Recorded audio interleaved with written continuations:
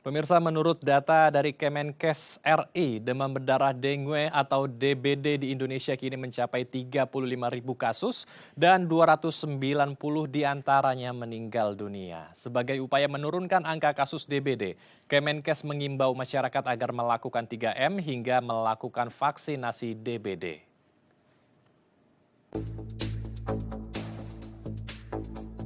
Kementerian Kesehatan RI melaporkan, angka kejadian kasus demam berdarah dengue atau DBD di Indonesia saat ini tercatat memiliki sebaran kasus kumulatif. Sampai dengan minggu ke-11 tahun 2024 mencapai 35.556 kasus DBD yang sebelumnya 16.000 kasus. Hal itu semakin mengkhawatirkan dengan 290 pasien diantaranya meninggal dunia. Kasus tertinggi DBD di Indonesia yaitu berasal dari Kota Bandung, Kendari, Kabupaten Bandung Barat, Kota Bogor, dan Kabupaten Subang. Namun jika dilihat dari jumlah kematian dari kasus tersebut, wilayah paling tinggi berada di Jepara, Bandung, Subang, Kendal, dan Blora. Di sisi lain, peningkatan kasus DBD di Indonesia terjadi karena beberapa faktor, di mana salah satunya adalah cuaca yang tidak menentu sehingga menyebabkan nyamuk Aedes aegypti mudah berkembang biak. Ya, untuk membahasnya lebih lanjut, kita telah terhubung langsung dengan Dr. Anggraini Alam selaku Ketua Unit Kerja Koordinasi Penyakit Infeksi Tropik dari Ikatan Dokter Anak Indonesia. Kita langsung sapa narasumber kita hari ini. Selamat siang Dr. Anggraini, apa kabar di sana dok? Alhamdulillah baik. Terima kasih Mas Andrew dan permisa semua. Terima kasih kembali telah berkenan bergabung bersama kami di Halo Indonesia. Kita langsung saja berdiskusi tentang kasus DBD yang meningkat di tanah air nih dok. Apa sebetulnya penyebab meningkatnya kasus DBD ini dok? Apakah karena seperti yang di tayangan sebelumnya adanya musim pancaroba yang kita hadapi saat ini dari musim hujan ke kemarau yang sudah menjadi pola tahunan kita, Dokter Anggraini? Benar sekali. Memang faktor cuaca El Nino itu selalu menjadi ketakutan kita karena dengan perubahan cuaca mulai hujan, kemudian hujannya mulai berkurang, di sanalah tempat perindukan nyamuk. Namun kita jangan hanya menyalahkan cuaca, justru yang perlu dipersalahkan mengapa kok terlalu banyak perindukan nyamuk. Artinya terlalu banyak sampah, tempat menggenang yang disukai oleh nyamuk, sehingga nyamuk ini menjadi berkembang biak dan menjadi sumber penyebaran dari infeksi virus dengue. Baik, jadi selain musim, adanya tempat-tempat yang berisiko menjadi sarang nyamuk, mereka berkembang biak di sana, ini yang menimbulkan kasus DBD kita meningkat ya dok ya? Benar sekali, jadi terlalu tinggi peningkatannya. Oke. Nah, kalau kita berbicara sedikit tentang data, kira-kira di daerah mana sih dokter yang masih minim sekali dengan literasi untuk mencegah peningkatan kasus DBD dan sebetulnya di sana bagaimana sistem sarana dan prasarana kesehatan yang ada di tempat-tempat tertinggi kasus DBD? Ya, tadi sudah dikatakan adalah Bandung Hmm, sebagai tempat yang tertinggi. Kalau kita katakan cari lagi di mana wilayah provinsi yang tertinggi, pertama Jawa Barat, kemudian Jawa Timur, Sulawesi, kemudian Kalimantan Timur, serta Kalimantan Selatan.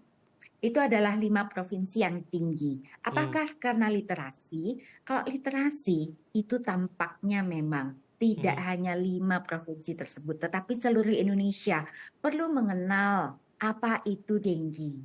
hmm. Jadi inginnya kita semua kalau para tenaga kesehatan inginnya media massa, jadi seperti Mas Andrew ini memperkenalkan dengue sebagaimana COVID-19 agar dengue ini menjadi pengetahuan luas, masyarakat waspada karena dengue itu selalu menjadi kejadian yang menakutkan untuk masyarakat Indonesia. Kalau dulu per 5 tahun, kemudian mendekat per 3 tahun, ya mungkin ada juga sumbangan dari climate change sehingga menjadi terasa 2 tahun ini kok sudah meningkat lagi. Baik. Jadi ini kita sekaligus mengedukasi warga juga dan pemirsa di rumah agar bisa lebih waspada ya saat musim hujan sudah mulai berakhir atau kita masuk ke pancaroba, kita harus betul-betul aware dengan lingkungan kita. Namun kita ingin membahas Betul. kembali tentang kasus DBD-nya. Ini yang paling banyak yang terkena DBD adalah anak-anak, dokter. Kenapa anak-anak mudah sekali terjangkit oleh demam berdarah? Apakah karena sistem imunitas mereka yang masih belum kuat seperti orang dewasa sehingga mudah terkena demam berdarah, dokter? Ya, kalau kita bagi berdasarkan usia, sampai usia 14 tahun, jadi dari bayi sampai 14 tahun, dengue itu hampir 50% kejadiannya. Mhm, Kemudian 15 sampai 40 tahun, 44 tahun 39%. Tetapi kematian tertinggi 75% justru pada anak 0 sampai 14 tahun. Mengapa anak-anak banyak? Yang pertama memang justru karena imunitas terhadap 4 serotype tinggi yang ada itu belum lengkap. mmm, Tidak sebagaimana deh. Jadi sialnya Mas Andrew kalau di Indonesia karena dengue itu ada 4 serotype 1, 2, 3, 4, maka bisa 4 kali kejadian. mhm, Nah, kan kalau hal tersebut terjadi pada anak, di mana infeksi yang selanjutnya akan menjadi lebih berat. Misal, sebelum usia 5 tahun, waktu usia setahun dia dapat serotype pertama, ya. Kemudian sebelum 5 tahun juga mendapatkan lagi infeksi dengue oleh serotype lainnya, maka dia akan menjadi berat. Mengapa berat? Pada dengue, pembuluh darah itu seperti selang air yang bocor. mmm, Cairan darah akan keluar. Bayangkan pada anak. Anak sebagian besar adalah cairan. Bila cairannya bocor keluar, merekalah yang terdampak paling berat sehingga menimbulkan kematian tinggi. mhm. Oke, kita mendalami lagi tentang kasus demam berdarah ya jika terjadi ke anggota keluarga kita. Sebetulnya indikasinya atau indikator awal agar kita bisa mengenali anggota keluarga kita terkena atau tidak demam berdarah, ini apa saja yang bisa kita lihat, dokter, faktor-faktornya? Ya, yang pertama tentu namanya juga demam dengue. Mhm, Artinya demam. Demamnya itu khas, mendadak tinggi. mmm, Sehingga kita bisa tahu, oh mulai demamnya pagi, siang, seperti itu. Demam mendadak tinggi. Selama berapa lama? 2 sampai 7 hari terus tinggi. Kemudian mungkin ada nyeri-nyeri sendi, otot, nyeri kepala, belakang telinga. mhm, Kemudian muka itu menjadi kemerahan. Kemudian bisa muncul ruam, bisa ada juga nyeri tenggorok, bisa ada mual. Nah, apabila ada tanda dan gejala demikian, maka pada saat ini selalu pikirkan dengue. mmm, Dan tentunya kalau ditanya siapa saja yang mungkin akan menjadi dengue yang berat, nah itu yang paling penting, mana yang akan menjadi dengue yang berat? mhm, Itu adalah bayi, lansia, kemudian pada yang mengalami obes, mhm, apalagi anak-anak sekarang ya banyak yang gemuk-gemuk, kemudian yang memiliki penyakit atau komorbid sebagaimana COVID-19, mmm, jantung, darah, ginjal, jadi mirip seperti COVID-19. mhm, Jadi demikian, merekalah yang kita harus waspada. Nah, baik. ini mungkin sebagai edukasi Mas Andrew. Mmm, baik, semoga tercerahkan ya. Seringkali Mhm, kita semua itu paling takut pada saat masa demam yang mendadak tinggi. Diberikan obat penurun demam, tidak turun demamnya. mhm, Nah, pada dengue, mohon waspada.